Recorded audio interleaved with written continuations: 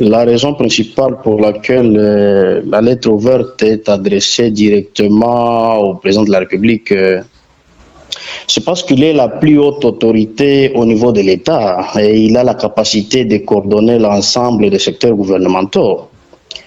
Et aussi s'adresser au président de la République permet également d'attirer son attention directement sur les enjeux majeurs qui concernent surtout l'entrepreneuriat en République démocratique du Congo, qui d'ailleurs l'entrepreneuriat est vraiment un sujet transversal, impliquant plusieurs ministères comme l'économie, la finance, les petites et moyennes entreprises, formation, infrastructure, etc.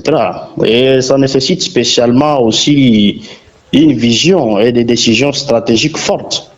Et de plus, le président de la République porte la responsabilité de conduire les grandes orientations politiques et économiques du pays. Et c'est ce qui fait de lui notre destinataire idéal pour une lettre qui ambitionne d'initier un changement structurel et profond face aux défis entrepreneuriaux. C'est surtout ça. Hein. Écrire au chef de l'État, c'est donner plus de poids à la démarche et aussi ça va favoriser une prise en compte plus rapide et globale des propositions ou préoccupations exposées. Comme je l'ai dit, adresser d'abord la lettre spécifiquement au chef de l'État, c'est parce qu'il est la plus haute autorité de l'État, elle est garant de la cohérence et de l'efficacité des politiques publiques et d'autres institutions. Les défis entrepreneuriaux en RDC sont systémiques et nécessitent une mobilisation et une coordination au plus haut niveau. C'est que seuls les chefs de l'État peuvent impulser efficacement au-delà des ministères sectoriels qui sont souvent cloisonnés. Et aussi le chef de l'État est la personne la mieux placée pour résoudre ces problèmes car il détient le pouvoir de décision suprême. Il peut aussi orienter globalement les priorités nationales et mobiliser les ressources nécessaires. Et de plus, il peut ordonner des réformes transversales impliquant plusieurs ministères, parce qu'il est le garant de tout cela et toutes les institutions afin d'améliorer significativement l'environnement des affaires, ce qui dépasse largement les prérogatives d'un seul ministère. Lui, il peut tout faire après tout. Quelles sont, selon vous, les difficultés auxquelles vous, en tant qu'entrepreneur, vous êtes confronté? Je vous dirais actuellement, l'entrepreneuriat fait face à beaucoup de problèmes. Et ce problème, c'est carrément sur la situation des défis comme les taxes exagérées, les taxes excessives, aussi les commissions exorbitantes, également les problèmes de la documentation excessive. Parce que si ces trois problèmes peuvent être résolus en quelque sorte, en tout cas, ça va vraiment faciliter l'entrepreneuriat en RDC et aussi l'accès au financement pour les jeunes entrepreneurs, les moyens et petits entrepreneurs. Ce n'est pas facile pour eux. Vous comprenez un peu ça. Alors, c'est question peut-être de réglementer les secteurs. Professeur, pensez-vous que le président de la République est pleinement conscient de l'ampleur des difficultés que rencontrent les entrepreneurs? Bon, messieurs les journalistes, j'espère qu'il est d'abord légitime de penser que le président de la République ait une conscience globale des difficultés structurelles. Mais il ne peut pas être pleinement conscient des obstacles précis que rencontrent les entrepreneurs non connectés au réseau politique ou économique parce qu'il a déjà légué les pouvoirs. Le fait de léguer les pouvoirs aux diverses institutions pour que ces institutions puissent rendre concrètes ses paroles et sa vision. Donc peut-être il ne peut pas être pleinement conscient des obstacles précis que font face les entrepreneurs. C'est pourquoi une démarche directe comme celle-ci que nous avions prise permet de souligner ces réalités souvent invisibles au cercle des pouvoirs. Et aussi ceux qui sont responsabilisés, comme je venais de le dire, de ces pouvoirs, parfois ne peuvent pas s'acquiser. S'ils n'arrivent pas à faire quelque chose, ils ne peuvent pas aussi s'acquiser, car il est très difficile de s'acquiser soi-même. Et voilà sur ce qui est probablement majeur Et c'est parce que le chef de l'État fait confiance aux gens qui donnent les attributions. Alors, j'aimerais qu'il y ait aussi un suivi, comme je l'ai dit dans mes anciennes réponses, qu'il y ait aussi un suivi pratique, hein, pour se rassurer que les lignes d'exécution, d'attribution qui étaient concrètement bien réalisées, les lignes données par le chef de l'État ont été bien réalisées. Et voilà ce qui ferait aussi un bon développement entrepreneurial en RDC. Voilà. Quelles sont vos attentes précises suite à l'envoi de cette lettre? Cherchez-vous une action gouvernementale spécifique? Bon, premièrement, je dirais à la suite de l'envoi de cette lettre, j'attends premièrement une prise de conscience générale. Deuxièmement, j'attends aussi une prise de conscience claire à la plus haute instance de l'État pour que l'entrepreneuriat devienne une véritable priorité stratégique. Troisièmement, j'espère qu'il y ait également une action gouvernementale concrète, telle que la création ou les renforcements de mécanismes d'accompagnement et suivi, et la simplification administrative et l'accès facile, et l'accès facilité au financement pour tous les entrepreneurs sans distinction. C'est ce que je disais aussi, qu'il y ait aussi un suivi pratique et rigoureux pour s'assurer que les lignes d'exécution d'attribution ont été concrètement bien réalisées, surtout les lignes promues par les chefs de l'État, les lignes données par les chefs de l'État et même les ministères sectoriels. Ils doivent se rassurer que leurs lignes données et mises en place sont suivies. On ne donne pas seulement les lignes sans faire le suivi, il faut qu'il y ait aussi un suivi stratégique après tout. Quel serait, selon vous, le résultat idéal de cette démarche pour les entrepreneurs congolais que vous représentez? Bon, la question est très pertinente. Je pense que cette question doit être répondue très sincèrement, très honnêtement. Le résultat idéal serait l'instauration d'un climat d'affaires qui favorise l'émergence et la croissance des petites et moyennes entreprises, et avec un traitement équitable pour tous les entrepreneurs congolais et dans toutes les régions, hein, quelle que soit leur origine sociale ou leur connexion.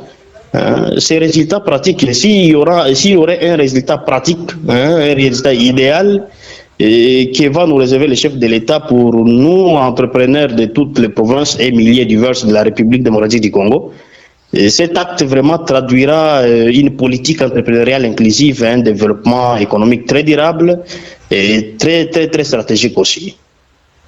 Dans votre lettre, vous avez dénoncé la manière dont le financement est accordé à certains entrepreneurs sur base des connaissances ou contrepartie. Si vous obteniez un jour une réponse ou une action de la part du gouvernement, quel serait le premier signe qui va montrer à la face du monde que la situation s'améliore pour les entrepreneurs? Bon, ça c'est un défi très majeur. Pour savoir le premier signe, c'est très facile. C'est très facile. Hein? C'est très facile parce que je sais que le premier signe tangible d'amélioration serait d'abord, de mon point de vue, la mise en place des structures opérationnelles accessibles aux entrepreneurs ordinaires. Hein, par exemple, la création d'une basse chambre entrepreneuriale nationale, hein, une structure qui pourrait être attribuée des missions très efficaces et plus pratiques, et surtout dans toutes les régions entières, hein, dans toutes les régions sur lesquelles nous parlons. Hein, une structure qui peut être créée par ordonnance présidentielle pour donner plus de valeur aux entrepreneurs.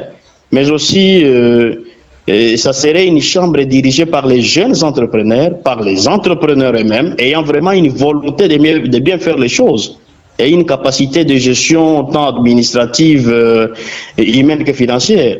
Et aussi, s'il faut accompagner cette défense, je dirais aussi que cette chambre pourrait même en quelque sorte réunir les entrepreneurs bénévoles ayant des fonds nécessaires, qui peuvent se croiser en consortium et associer leurs fonds officiellement en vue de financer des moyens et petits entrepreneurs de toutes les régions de la République démocratique du Congo au départ, hein, avec de petits montants, en quelque sorte comme par exemple entre 5 000 $ à 50 000 $ ou tout au plus, hein, à chaque entrepreneur, bon, qui pourrait s'allier à cette chambre. Et cette chambre pourra aider les entrepreneurs au nom de l'État, hein, au nom de l'État, avant que l'action financière concrète de grande envergure qui pourrait être en proposition par le gouvernement central ne soit déclenché.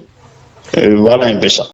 Alors, la seule chose est de dire aux entrepreneurs d'être d'abord déterminés eux-mêmes, de faire des consortiums, de faire des groupes, des blocs entre entrepreneurs. Donc, de savoir comment s'y lancer d'abord entre eux, groupe par groupe, en attendant d'autres mesures palliatives que le gouvernement va nous donner aux jours à venir. Parce que lors de mon tournoi de province, de la RDC, d'ailleurs je suis encore en cours de mon tournoi, je n'ai pas encore fini, j'ai remarqué qu'il y a vraiment des milliers qui sont tellement isolés, où les histoires qu'on parle des sous-traitants, c'est peut-être une histoire qui s'est arrêtée peut-être à Kinshasa ou à Lubumbashi ou Kolwezi, je ne sais pas, quelque chose comme ça, mais il y a des régions vraiment où on ne parle pas même de l'entrepreneuriat qu'on entend parler à Kinshasa. Mais alors il faut dire aux entrepreneurs de rester actifs, de rester maintenant éveillés, de se former en bloc et groupe entre eux, en vue de voir sur quel pied on va danser. Nous, on va continuer à plaider les cas des entrepreneurs, surtout au niveau de la présidence de la République, directement au chef de l'État et aux autres ministères, et à la primature aussi. Donc à toutes les autorités de l'État qui ont eux-mêmes d'abord été d'accord pour promouvoir l'entrepreneuriat. Alors toutes ces autorités doivent aussi étudier en profondeur les cas de ce qui concerne l'entrepreneuriat en RDC. Et puis nous-mêmes, nous sommes là, nous sommes dit entre entrepreneurs, nous pouvons créer un consortium, donc un bloc de nous-mêmes entrepreneurs, les grands entrepreneurs, donc ceux qui sont à la grande ligne, à la grande ligne de réflexion. On peut faire l'association de fonds, on fait des cotisations de fonds entre nous, ce qui va nous permettre de bien avancer, c'est l'ordonnance présidentielle. Si le président de la République pourra avoir une décision de créer une basse chambre, comme je viens de le dire, par exemple une basse chambre entrepreneuriale nationale, par exemple. Si le chef de l'État va créer ça et responsabiliser ça aux entrepreneurs, en première position, nous entrepreneurs, nous allons d'abord mettre notre propre argent là-bas. On va faire des cotisations. Il y a des entrepreneurs qui ont déjà des bonnes positions en RDC. On va faire les consortiums, on met d'abord nos propres fonds. Comme ça, on commence à financer les autres entrepreneurs qui sont dans les diverses milliers, dans les régions oubliées. Et on le fait au nom de l'État, parce que c'est l'État qui a promis l'entrepreneuriat. Et nous, à travers cette promotion promue par l'État, on va aussi se plier à ça. On commence aussi à exécuter les autres petites missions en attendant que le gouvernement nous fasse secours en quelque sorte. Voilà un peu ça. Donc c'est mon dernier message. Je vais dire aux entrepreneurs de rester unis, déterminés et consistants et constants aussi, en vue de faire de l'entrepreneuriat quelque chose de très pratique en République du Congo. Il faut arrêter des histoires de théories, de longues théories. L'entrepreneuriat, c'est la pratique.